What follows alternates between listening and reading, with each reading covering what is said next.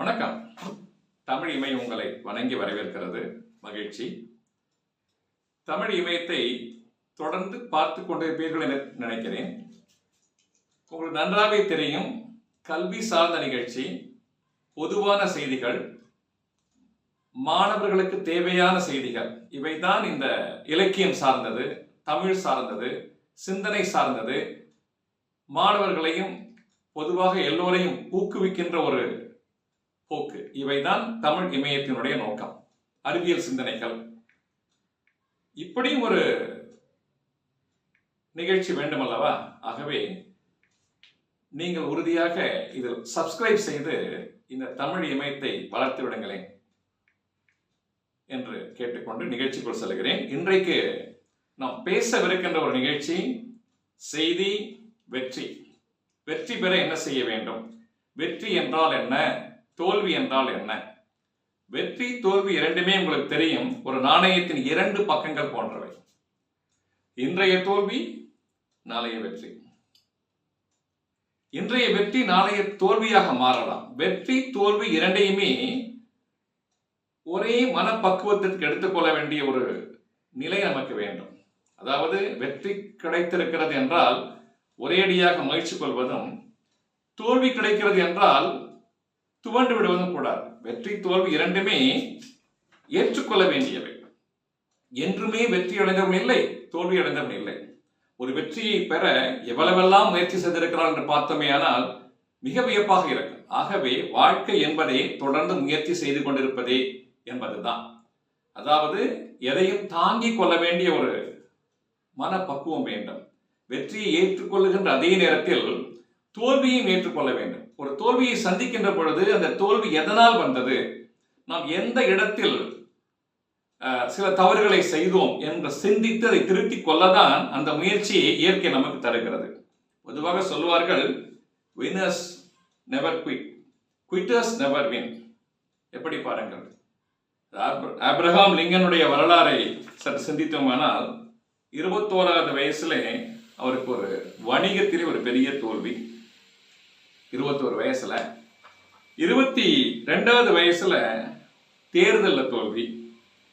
26வது வயசுல அவருடைய மனைவி இழக்கிறார். 27வது வயசுல ஒரு நரம்பு தளர்ச்சி போன்ற ஒரு சிக்கல் அவருக்கு, உடல் உபாதை. 34ல வேற ஒரு தோல்வி. 45வது வயசுல திரும்ப ஒரு செனட் எலெக்ஷன்ல தோத்து போறாரு. 47ல வைஸ் பிரசிடென்ட்டுக்காக அங்க நிக்கிறாரு, எலெக்ஷன் நிக்கிறாரு, தோத்து போறாரு. அவர் winners never quit, quitters never win. வெற்றி பெற்றே ஆக வேண்டும் என்று ஆபிரகாம் நினைத்ததால் 52வது வயதுல யுனைடெட் ஸ்டேட்ஸ்ல பிரசிடென்ட் ஆகிறாரு. உங்களுக்கு தெரியும், அவர் தானே சொன்னார், by the people, for the people, of the people. ஜனநாயக மக்களாட்சியை டிஃபைன் பண்ணார். எப்படி? By the people, for the people, of the people. அந்த Abraham Lincoln, the winners never quit, quitters never win, எவ்வளவு அழகாக அவருக்கு பொருந்துகிறது பாருங்க. இதுதானே வாழ்க்கை. இந்த தாமஸ் எடிசன் 10,000 முறை முயற்சி பண்ணாராம். எதுக்கு? அந்த பல்பை கண்டுபிடிக்கிறதுக்கு. அதாவது முதல்ல அந்த கரி எடைய வச்சு அதில் தான் அந்த எலக்ட்ரான்ஸ் பாஸ் பண்ணி அதை ஒளிர விட்டாரு. அது உடனே அறுந்து போச்சு. திரும்ப திரும்ப முயற்சி பண்ணி அந்த ஃபர்ஸ்ட் அந்த எலக்ட்ரிக் பல்ப் வருது. இதே மாதிரி தான் இந்த டெஸ்லா காயில், அதை பற்றி படிக்கும்போது நம்ம படிப்போம். பெத்தோவன் சொல்லிட்டு ஒரு மியூசிஷியன், உங்களுக்கு தெரியும், வேர்ல்டு ஃபேமஸ் மியூசிஷியன். முதல்ல அவருக்கு என்ன சொன்னாங்கன்னா, அவருக்கு இசையே வராது, இஸ் அன்ஃபிட் ஃபார் மியூசிக்னாங்க. ஆனால் அவர் தான் வேர்ல்டில் best, one of the best music, மிகச்சிறந்த இசையை கொடுத்ததை நம்ம தெரிஞ்சு வச்சிருக்கோம், படிக்கிறோம். அதனால முயற்சி, வாழ்க்கையே முயற்சி தான். அதை நம்ம நல்லா புரிஞ்சுக்கணும். பார்த்தீங்கன்னா, நம்ம அந்த வின்னர்ஸ் லூசர்ஸ் அப்படி யோசிக்கும் போது, the winner is always a part of the answer, the loser is always a part of the problem. வெற்றி பெறுறவங்க எப்பவுமே பார்த்தீங்கன்னா தீர்வு பக்கம் இருப்பாங்க. இந்த தீர்வை எப்படி அடையிறது, இந்த தீர்வை எப்படி செய்யறது, இந்த தீர்வை நோக்கி எப்படி செய்யறது, அதாவது எப்படி முயற்சி செய்யறதுங்கிறதா அவருடைய நோக்கம் முழுமை இருக்கும். ஆனா அந்த நம்ம எங்க ஜெயிக்க போறோம், நம்ம எங்க வெற்றி அடைய போறோம், இந்த லூசர்ஸ் இருக்காங்களே எப்பவுமே ஒரு சிக்கலை சொல்லிட்டு இருப்பாங்க. இப்படி ஆச்சுனா அப்படி ஆச்சுனா இது முடியுமா முடியாதா, அங்கதான் இந்த attitude. The winner is always the part of the answer. தீர்வை நோக்கி நம்ம இருக்கணும். இதுதான் ரொம்ப ஒரு சிறப்பான செய்தி. சாக்ரட்டிஸ், தத்துவமேதை சாக்ரட்டிஸ், அவர்கிட்ட ஒரு சிறுவன் வரான். நீங்க பெரிய மேதை சாக்ரட்டிஸ் ஐயா அவர்களே, நான் வெற்றி பெறணும், வாழ்க்கையில வெற்றி அடையணும், நான் என்ன செய்யணும், என்ன செஞ்சா நான் வெற்றி அடைய முடியும், எனக்கு அதை கற்றுக் கொடுங்க. உங்களுக்கு தான் எல்லாம் தெரியும் சொல்றாங்களே, நான் வாழ்க்கையில முழுமையா வெற்றி அடையணும், அதுக்கு நான் என்ன செய்யணும் அப்படின்னு சாக்ரட்டிஸ் கேட்கிறான் அந்த பையன். சாக்ரட்டிஸ் பொறுமையா சிரிச்சுக்கிட்டு சொல்றாரு, நீ நாளைக்கு காலையில ஆற்றங்கரைக்கு வா, நான் உனக்கு சொல்லிக் கொடுக்குறேங்கிறார். சரி, அந்த பையன் ரொம்ப ஆர்வமா ஆற்றங்கரையில நல்ல காற்றுல ஒரு அழகான இயற்கை சூழலை கற்றுக் கொடுக்க போறார் போலன்னு சொல்லிட்டு ஆசையா வரான்.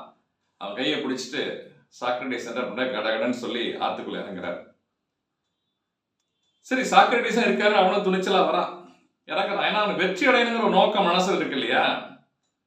போகும்போது அவன் கழுத்து அளவுக்கு தண்ணி வந்துடுது. சுத்து முத்து பாக்குறான். கொஞ்ச தூரம் எடுத்துட்டு போய் சாக்ரட்டிஸ் என்ன பண்றாருன்னா டக்குன்னு அவன் தலையில பிடிச்சி எங்க தண்ணிக்குள்ள அழுத்தி விட்டுறாரு. அழுத்தி விட்டு பிடிச்சிக்கிறாரு. மூச்சு திணறுது. திணறினவுடனே கொஞ்சம் லைட்டா விடுறாரு. விட்டவொடனே திரும்ப மேல வந்துடுறான். வந்து திரும்ப பிடிச்சி அழுத்தி விட்டுறாரு. அழுத்தி விட்டவுடனே நல்ல அவனை வெளில வர முடியாம, அதாவது பாதுகாப்பு மட்டும் கருத்துல வச்சிருக்காரு, நம்ம அப்படி மாத்தி யோசிச்சிருக்காரு. வெளில வர முடியாம அழுத்துறாரு. அப்போ மீறி அப்படி மேல வரான். மேல வந்துட்டு சாக்ரட்டிஸை பார்க்கறான். தம்பி, புரியுதா உனக்கு? இப்ப வெளியில வந்த உடனே என்ன செஞ்ச? ஒரு பெருமூச்சு விட்டேன். அப்போ உனக்கு என்ன தேவையா இருந்தது? காற்று. கண்டுபிடிச்சிட்டல. இப்ப நம்ம இப்ப உடனே தேவை என்ன, நீ திட்டல, ஆனா காற்று. அதுதான்ப்பா வாழ்க்கையினுடைய ரகசியம், வெற்றியோட ரகசியம். முயற்சி. நமக்கு என்ன தேவை, எது கிடைத்தால் வெற்றி அடைக்கும் சிந்திக்கிறப்ப அதுலதான் வெற்றியினுடைய ரகசியம் இருக்குன்னு சொல்லி உனக்கு சொல்லி கொடுக்கிறார். The winners always the part of the answer. The loser is always the part of the problem. அடுத்தது பாத்தீங்கன்னா, the winner always has a program. அதாவது வாழ்க்கையில வெற்றி நோக்கி போறவங்க ஒரு திட்டம் இருந்துகிட்டே இருக்கும். என்ன செய்யணும், இன்னைக்கு என்ன செய்யணும், நாளைக்கு என்ன செய்யணும், எதிர்கால திட்டம் என்ன, நோக்கம் என்ன, இந்த திட்டம் நிறைவேறுகிறதா இல்லையா என்பது வேறு செய்தி. ஆனா அவருடைய மனதில் எப்பவுமே ஒரு திட்டம் இருந்து கொண்டே இருக்கும். The loser always is an excuse. அந்த தோல்வியை நோக்கி போறவங்க, அதாவது இந்த உள்ளத்துல அந்த கான்பிடன்ஸ், தன்னம்பிக்கை இல்லாதவங்க எப்பவுமே ஒரு காரணம், அதாவது இந்த செய்தி நடக்கிறதுக்கு முன்னாடியே ஒரு காரணத்தை கண்டுபிடிச்சு வச்சிருவாங்க. அதாவது ஒருவேளை நமக்கு இந்த வெற்றி கிடைக்கலன்னா நம்ம ஒரு காரணம் சொல்லி தப்பிக்கணும், தப்பிக்கிறதுக்கான எக்ஸ்கியூஸ். எவ்வளவு அழகா அந்த கொட்டேஷன்ஸ் இருக்கு பாருங்க. The winner always has a program, the loser always has an excuse. ரெண்டு பேர் சந்திக்கிறாங்க. ஒரு விவசாயி நோக்கி ஒருத்தர் வர ஆசையை கேட்கிறாரு, என்ன கோதுமையெல்லாம் போட்டீங்களா நிலத்துல, கோதுமை விளைச்சலுக்கு தயாரா எல்லாம் ரெடி ஆயிட்டீங்களா அப்படிங்கிறார். இல்லைங்க, திடீர்னு மழை வந்துட்டு என்ன பண்றது, எல்லாம் வீணா போயிடுமே, அதனால ஒண்ணுமே போடல. உடனே திரும்ப கேட்கிறாரு. கொஞ்ச நாள் கழிச்சு திரும்ப கேட்கிறாரு, சரி கோதுமை போடலன்னு சொன்னீங்களே, சோளம் போட்டீங்களா? இல்லப்பா, போடலப்பா. ஏன்னா பூச்சி அரைச்சிச்சுன்னா, வெட்டுக்கிளி வந்துருச்சுன்னா, பல இன்செக்ட்ஸ் வந்துருச்சுன்னா என்ன செய்யறது அப்படின்னு சொல்றாரு. திரும்ப அவர் கேட்கிறாரு. 2-3 நாள் கழிச்சு இப்படியே மாறி மாறி சொல்லிட்டே இருக்கிறார். ஒரு நாள் கேட்கிறாரு, கேட்கிறாரு விவசாயியை பார்த்தவரு, என்னதான் செஞ்சீங்க? ஒன்னும் பண்ணல. எதுவும் பண்ணாம இருக்க சேஃப் இல்லையா? எதுவும் செய்யல. பொதுவா இந்த ஆபீசஸ்ல பாத்தீங்கன்னா நிறைய யார் வேலை பார்க்கறாங்களோ அவங்களுக்கு தான் சிக்கல் வந்துட்டே இருக்கும். ஏன்னா வேலை செஞ்சானே தப்பு வரும். டேபிள சுத்தமா வச்சிருப்பாங்க, ஒரு வேலையும் நடக்காது, நிம்மதியா உட்கார்ந்து இருப்பாங்க. அவங்களுக்கு பாத்தீங்கன்னா கோல்டு மெடல் கிடைக்கும். ஏன்னா மிஸ்டேக் பண்ணிருக்க மாட்டாங்க. அது போல எக்ஸ்கியூஸ் கொடுக்க ஆரம்பிச்சா ஒரு வேலையும் செய்ய முடியாதுன்னு புரிஞ்சுக்கணும். The winner always has a program. ஒரு திட்டம் இருந்துகிட்டே இருக்கணும். The loser is always as an excuse. இன்னொரு செய்தி, the winner sees an answer for every problem, the loser sees a problem in every answer. என்ன அர்த்தம், என்ன பொருள் இதுக்கு? the winner sees an answer for every problem. எந்த சிக்கல் வந்தாலும் அதுக்கு ஒரு வழி, இதை எப்படி சரி கட்டலாம், சரி செய்யலாம், அதுக்கு தயாரா இருப்பாங்க. இந்த லூசர் என்ன பண்ணுவாங்கன்னா, எந்த ஒரு விடைக்கும் எந்த ஒரு முடிவுக்கும் ஒரு சிக்கலை உருவாக்குவாங்க. இது லூசர் ஒரு attitude. A winner makes commitment, a loser makes promises. என்ன அர்த்தம், என்ன பொருள்? நான் அதை செய்கிறேன், உங்களுக்காக நான் செய்கிறேன், நான் செய்தே தீருவேன், நான் இதை பொறுப்பெடுத்துக்கிறேன். கமிட்மெண்ட், அதுக்கு பேர் என்ன? Commitment. That is called commitment. நான் இருக்கேன், கவலைப்படாதீங்க, இதை செஞ்சு முடிச்சிடுறேன், இது என்னுடைய வேலை, இது கமிட்மெண்ட். லூசர் என்ன பண்ணுவாங்க? ப்ராமிசஸ், ஃபால்ஸ் ப்ராமிசஸ் கொடுப்பாங்க. ஸோ இதை நம்ம ஒரு செய்தியா தெரிஞ்சுக்கணும். The winner sees the gain. இந்த வேலையை செய்தால், இதை மேற்கொண்டால் என்ன நடக்கும், என்ன நல்ல விளைவு நடக்கும், நமக்கும் நல்லது நடக்க வேண்டும், இந்த வேலையை யாருக்காக செய்து கொடுக்கிறோமோ அவர்களுக்கும் நன்மை கிடைக்க வேண்டும். ஆக இது ஒரு சிறப்பாக முடிய வேண்டும் என்பதுதான் ஒரு வெற்றியாளனுடைய சிந்தனையாக இருக்கும். The loser sees always a pain. ஐயா, இது எவ்வளவு கஷ்டம், இதை செய்ய முடியுமா, இதை செய்யறதுக்கு எத்தனை நாள் ஆகுமே, இவ்வளவு உடல் உழைப்பை தரணும், இவ்வளவு மன உழைப்பை தரணும், இவ்வளவு நேரம் நம்ம வேலை பார்க்கணும், இதெல்லாம் யார்? Loser. winner sees gain, the loser sees always the pain. இன்னொன்னு பாருங்க, the winner makes it happen, the loser let it happen. இதுதான் அருமை. பாருங்க, வின்னர் வந்து அதை நடத்தி காமிப்பார், நடத்தியே தீருவேன், செய்தியே தீருவேன், சாதிச்சே தீருவேன். Make it happen. இந்த லூசர் என்ன பண்ணுவான்? அது தானா நடக்க நம்ம பார்த்துக்கலாம், அது நடக்கட்டுமே, அது எப்படி நடக்கத்தானே போகுது, நம்ம போய் என்ன பண்ண போறோம் அப்படி போவார். ஸோ இது ஒரு ஆட்ரிபியூட். அடுத்தது பொதுவாக பார்த்தீங்கன்னா லக். அது என்ன லக்? நல்வாய்ப்புன்னு இப்போ நம்ம தமிழில் சொல்கிறோம், அதிர்ஷ்டம்னு சொல்லுவாங்க. அந்த லக், ஒரு வந்து அதிகாலையில் 5 மணிக்கு எழுந்திருக்கிறான், தொடர்ந்து பணியாற்றுறான், ஒழிவு இல்லாமல் சொல்கிறாங்க இல்லையா, இரவு 10-11 மணிக்கு படுக்க போகிறான், உழைச்சிட்டே இருக்கிறான், தன்னுடைய என்னது உடல் பொருள் ஆவி எல்லாவற்றையும் கொடுத்து வேலை பார்க்கறான், வெற்றி அடைகிறான். ஆனால் பொதுவாக ஜனங்க ஒரே வார்த்தையில் அவனுக்கு லக்கு இருக்கு, அதிர்ஷ்டம் இருக்கு அப்படின்னு சொல்லிட்டு, நான் சொல்றது வந்து தவறான வழியில போய் ஜெயிக்கிறவங்க இல்லை, தவறான வழியில போய் வெற்றி அடைறவங்க இல்லை, குறுக்கு வழியில போய் வெற்றி அடைறவங்க இல்லை, நல்ல வழியில போய் நல்லா உழைத்து முன்னுக்கு வரக்கூடியவர்களுக்கு இருக்கக்கூடியது அது லக். ஒரு வகையில லக் யாருக்கு ஃபேவர் பண்ணோம்? ஹார்ட் ஒர்க்கிங் பீப்புளுக்கு. சம்டைம்ஸ் நம்ம லக் ஃபேவர்ஸ் ஃபூல்ஸ்ன்னு சொல்லுவோம், அது வேற செய்தி. அதாவது யாரு கடினமா உழைக்கிறாங்களோ அவங்களுக்கு வந்து அந்த நல் வாய்ப்பு கிடைக்கும், நல்வாய்ப்பு வந்து அவர்களுடைய கதவை தட்டும். இதை நம்ம மிக நன்றாக புரிந்து கொள்ள வேண்டும். அதாவது யார் உழைக்கிறார்களோ அவங்க தான் வந்து அறுவடை செய்கிறார்கள் என்பதை நாம் மிக நன்றாக புரிந்து கொள்ளணும். இன்னொரு செய்தி, எல்லாத்தையும் கடவுள் மேல பாரம் போட்டுரும். கடவுள் இயற்கை, இந்த கடவுள் இயற்கை என்று சொல்லக்கூடியது யாருக்கு உதவி செய்யும் என்று சொன்னால், யார் உழைக்கிறார்களோ, யார் இந்த நல் வாய்ப்பை பயன்படுத்திக் கொள்கிறார்களோ அவர்களுக்கு தான் அது உதவி செய்யும். அதாவது சிந்தனைகள் நல்ல விளைவுகளின் ஊற்றுக்கண் சொல்லுவாங்க. நம்ம சிந்தனை, நம்ம தாட்ல, நம்ம உள்ளத்துல என்ன விளைக்கிறோமோ அதுதான் நமக்கு விளைவாக கிடைக்கும். அதாவது நல்ல எண்ணங்களை விளைக்க வேண்டும், வெற்றி பெற வேண்டும் என்ற ஒரு ஊக்கம் இருக்க வேண்டும். அந்த ஊக்கத்துடன் உழைப்பவர்கள் தான் வெற்றி கிடைக்கும். பாருங்க, ஒரு சின்ன கதையோட இந்த நிகழ்ச்சியை முடிக்கலாம்.